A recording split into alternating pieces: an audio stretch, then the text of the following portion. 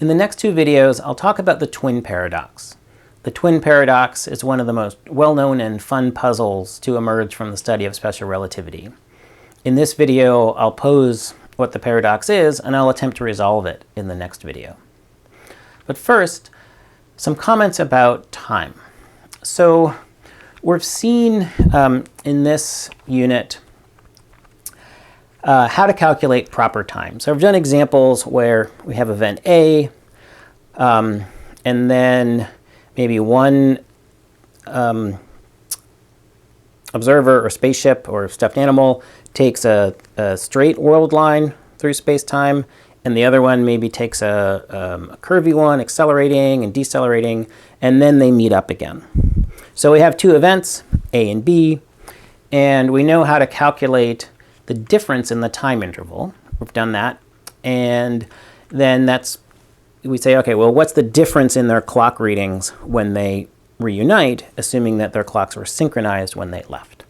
And we find that the clocks did not agree. And what I want to underscore is it's not because clocks are malfunctioning. It's not like, oh, well, this clock gets messed up because it's accelerating.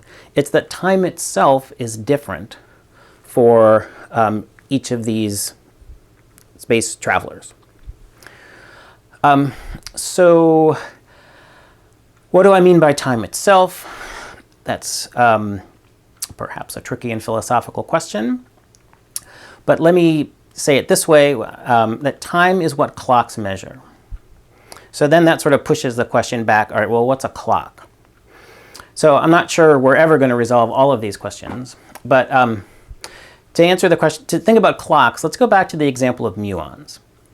So I claim that a muon is a clock, just like a clock is a clock. Okay, so what's a clock? So I think of it as a clock as being any physical device that has events, could be the moving of a second hand, that occur at regularly spaced intervals in time. So that's sort of what a clock would be. So a clock is a clock, but a muon could be a clock as well, or a bunch of muons. You have a bunch of muons. Muons have a half-life of 1.52 microseconds. So we know that after 1.52 microseconds, half the muons will be gone. After another 1.52 microseconds, half of those muons will be gone.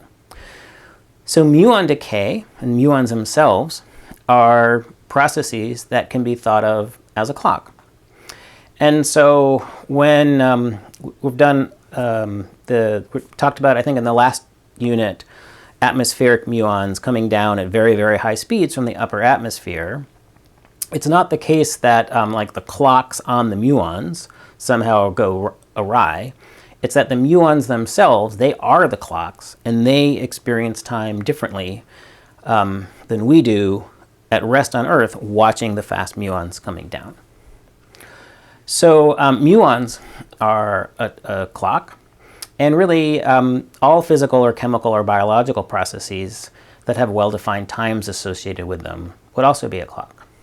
So if we've seen that if you go on a non-straight path through space-time, that your proper time is less than the space-time interval. And so that would be true for a clock, that would be true for a muon, that would also be true for the biological processes in a person, or in a stuffed animal if a stuffed animal was actually biological. So the point being that it's not just like a thing about clocks, it's not a thing about muons, it's time itself that is different along different world lines through space-time.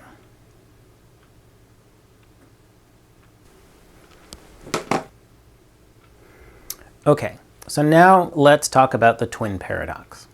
So the situation is we have a pair of twins. And I should mention before talking about the paradox that I haven't really been thinking about Anastasia and Beowulf as twins, or brother and sister even, throughout this. To me, their relationship has been somewhat ambiguous, which is fine. And I'm aware that we've got a cat and a lamb, and it seems a little weird for them to be twins, but it also seems weird for stuffed animals to be riding around in spaceships. So we're just going to go with it. So they're going to be twins.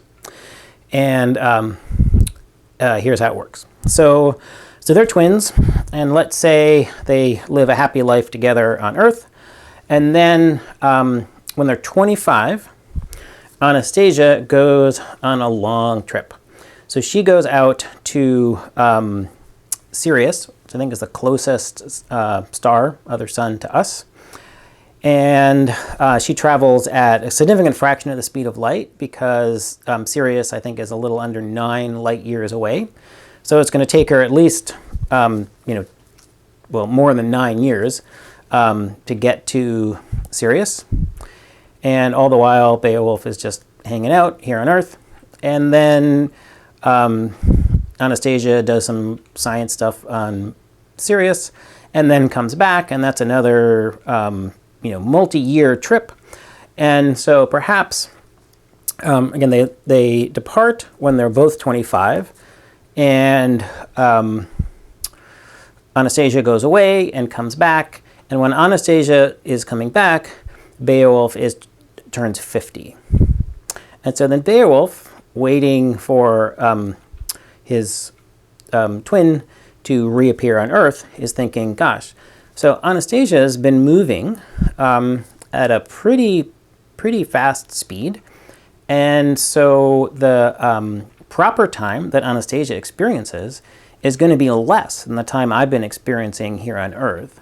And so, and maybe Beowulf does even a little calculation and realizes that, gosh, when Anastasia returns, I'm going to be 50, but she's going to be, 44 or 45, something like that. That'll be cool. Okay, so that's the story from the point of view of Beowulf. So Beowulf expects to see his twin be younger than him. So now let's think about the situation from the point of view of Anastasia. Anastasia is at rest in her own reference frame. So Anastasia, out of her spaceship's rear view mirror, sees Beowulf recede into the distance. And then Anastasia hangs out 9-10 years later, does a little bit of science on Sirius. And then as Anastasia is returning to Earth, Beowulf comes back into view. So Anastasia says, gosh, Beowulf has been moving at a significant fraction of the speed of light. So the proper time that Beowulf experienced is going to be less than the time that I experienced. Because that's how proper time works. That's how that formula works. Delta tau is less than delta t. So Anastasia expects to see a younger Beowulf when they're united. So each one is expecting the other to be younger when they return, when they rejoin.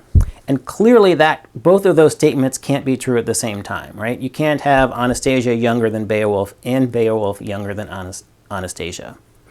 So that's the paradox. It's a clear logical paradox. And it also clearly violates the principle of relativity that says the laws of physics should be the same in all inertial reference frames.